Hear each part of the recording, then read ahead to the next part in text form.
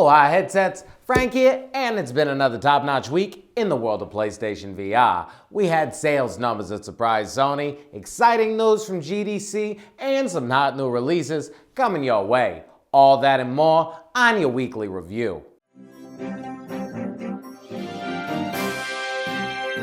First up, I know, new name, same shtick. With that one out of the way, the usual housekeeping. Last week, we saw the release of 2 new games and the VR update to one of our favorites.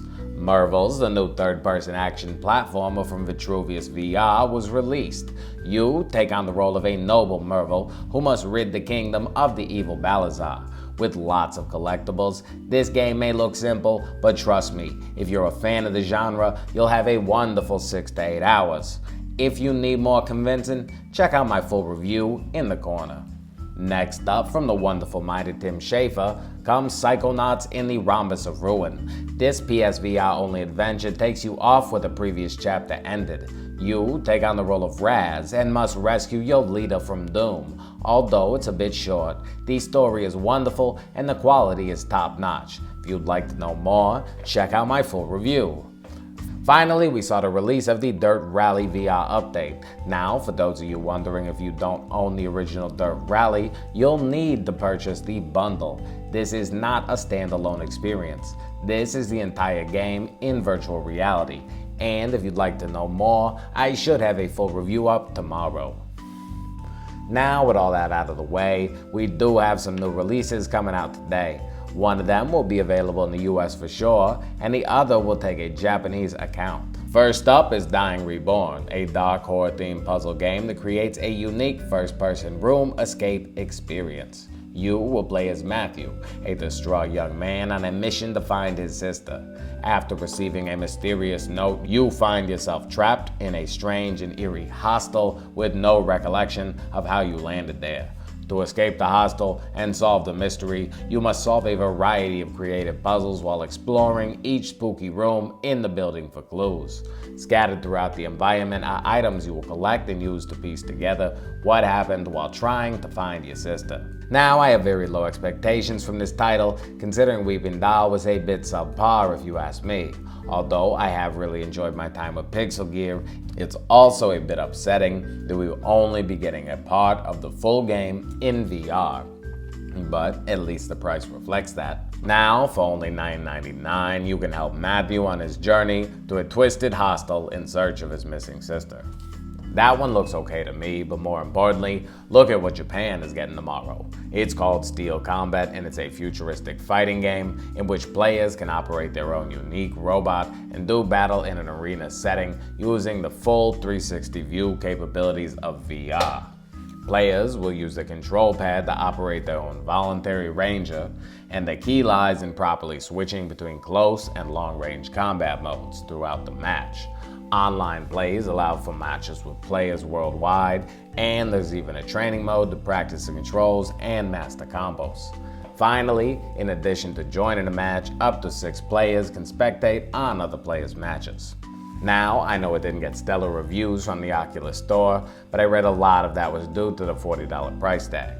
But if it all works, I'd be more than willing to shell out $40 to play this one, if it's actually fun. Hopefully, we see it soon, but as of now, looks like Japan's the only one. Hey, if I remember correctly, I believe it's time for the news. First up, some gigantic news that involves much more than just celebration.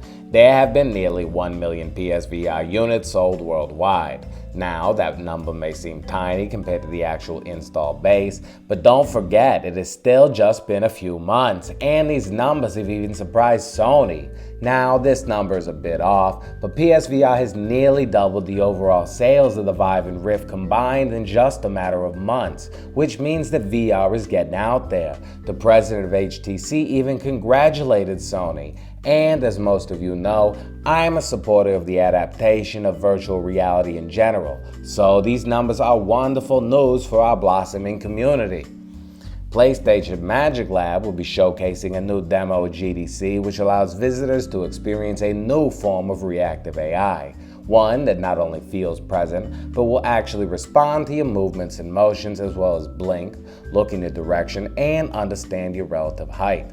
Visitors will be able to turn this feature of the demo on and off so they can truly understand the difference that it makes, which sounds amazing to me. I have a buddy going, so I will keep you updated as I find out more. And I'm sure we'll get much more news as we move forward in the week. In other news, we finally have a solid release date for Farpoint of May 16th. That means only a few more months until we finally get our hands on the AIM controller.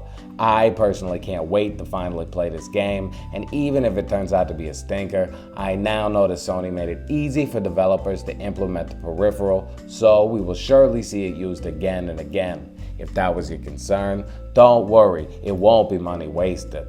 Also, some good and bad news for all you Final Fantasy fans out there. At a recent press conference, Final Fantasy XIV director Nakoya Yoshida said that a VR game is not in the works, although it has been discussed, and as soon as someone says, "I'm gonna make it," he said they'll begin working. His big qualm was creating content that only a smaller part of the overall community can enjoy.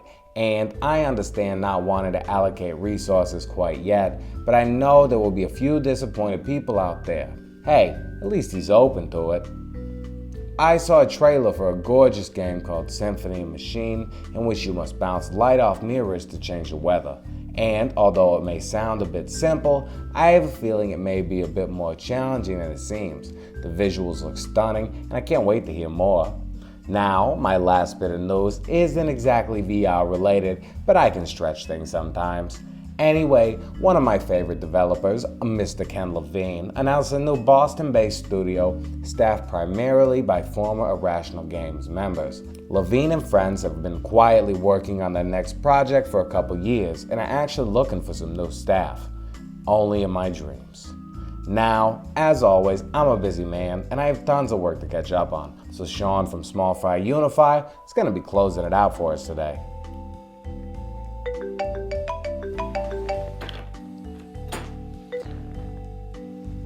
Hello? Hello?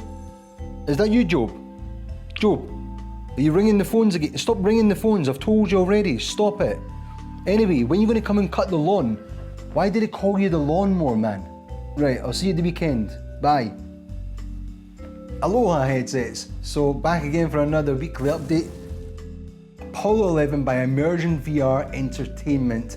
This is an educational piece of software, a VR experience, and it's looking amazing. So let's jump into it. So what is Apollo 11? Now you probably know what Apollo 11 is if you've ever looked into any space related information. Apollo 11 VR is the story of the greatest leap in the history of mankind. Now go back to 1969 when JFK was doing his big famous speech and he talks about going to the moon. We want to go to the moon not because it is easy but because it is hard. It's about experiencing what it's like as an astronaut back in the day and going to the moon during the Apollo program during NASA's golden era. Now I've seen some videos of this a while back. I watched one where it had Charles Duke. He was the 10th astronaut to step on the moon. He was the youngest in history to do it. He was one of the guys that actually went to the moon, so he knows what this is like as a kind of experience. And I watched a video of him sitting there playing this on the Oculus Rift, and I'm being genuinely serious here, guys. It brought a tear to my eye. The experience itself and the music to go along with it, it's just mind-blowing and it looks incredible. You know, we've had a lot of games and things like Resident Evil stepped up to the plate and shown us how good VR can be, especially on the PlayStation VR. Now we're starting to get experiences. Forget some of these other ones that have come out before that didn't quite live up to the expectations. This is looking like the real deal, people. It might be a shorter experience, but it's also at a cheaper price. This here, Apollo 11 VR, is looking like the kind of educational experiences we want on the PlayStation VR. I'm buzzing to try this out. Like I think we all want to be astronauts at some stage in our lives. I suggest you go over, check it out, check some of the videos on YouTube and on their website. You can go to immersivevreducation.com. You can see some art, some media from the game itself. Go and check it out, and I think it's something you guys are going to love.